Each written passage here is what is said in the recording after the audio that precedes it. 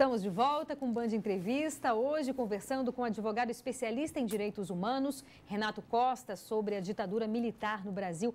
Renato, vamos lembrar um pouco o que foi a lei da anistia?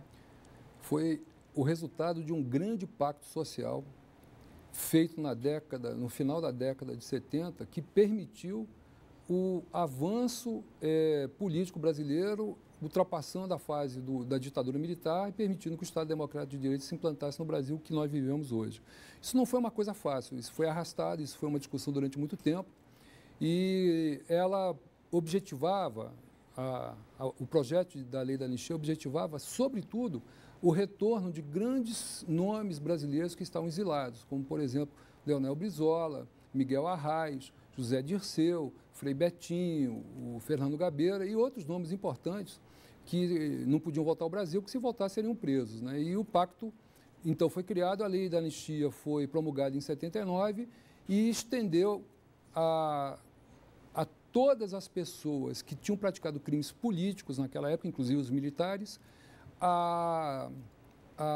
o perdão, né? Porque a lei da anistia é o perdão dos crimes praticados durante o período militar, mas antes dele, né? Porque o golpe militar aconteceu em 64. Uhum. A lei da anistia, no artigo 1º, diz que vai de setembro de 61 a 15 de agosto de 79. Então, é um período um pouquinho anterior, os crimes praticados um pouquinho anterior à ditadura militar e até aquela data de 79 lá.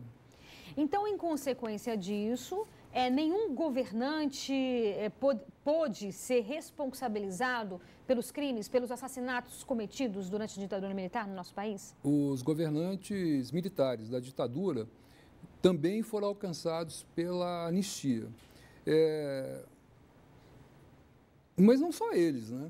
Todos os agentes públicos que eventualmente tenham praticado algum tipo de ilícito, de tortura, de perseguição política, perda de cargo, e também os defensores, aqueles que eram contrários ao regime, que tinham praticado algum ato de subversão, também foram isentados de qualquer prática de crime.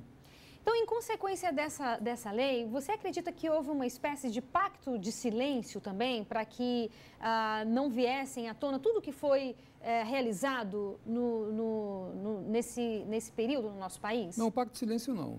Não.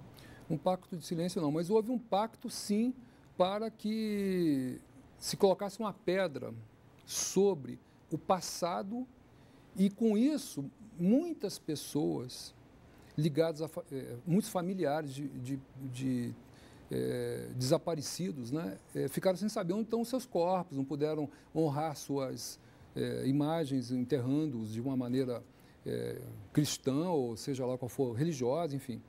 E isso aconteceu. Mas o pacto de silêncio não estava na lei da anistia, não. Uhum. E esse documento que a gente estava até comentando, né, que esse documento da CIA que veio à tona não trouxe nenhuma novidade, porque nós já sabíamos que os comandantes de fato já tinham conhecimento das torturas e dos assassinatos que aconteceram nos porões do regime militar do Brasil. No Brasil, nós não temos nenhum documento. O que aconteceu com esses documentos? É preciso a gente lembrar que o general Geisel era um militar extremamente disciplinado e absolutamente dominante do meio militar da época. Então, ele não tinha dissensos. E os dissensos que aconteceram, sobretudo na época da indicação do general Figueiredo, ele sufocou de uma forma imediata. E o general Figueiredo, por sua vez, era chefe do SNI. Então, os dois tinham, com certeza, informações de tudo que estava acontecendo e a sociedade brasileira não sabia. A CIA é uma agência muito bem formada e que, com certeza, também tinha conexão com o nosso SNI, que o general Figueiredo chefiava.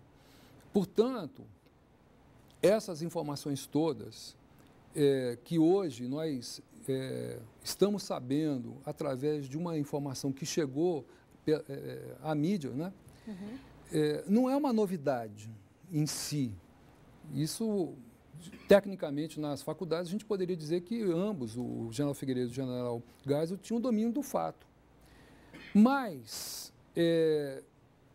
eu não sei até que ponto nós devemos nos contentar apenas em saber que eles tinham essa informação, eles participaram, houve autorização oficial da Presidência da República, dos ditadores e, bom, ficamos satisfeitos com isso. Não, eu acho que a OAB mesmo já entrou com a ação que foi julgada improcedente, uma DPF-T, né, que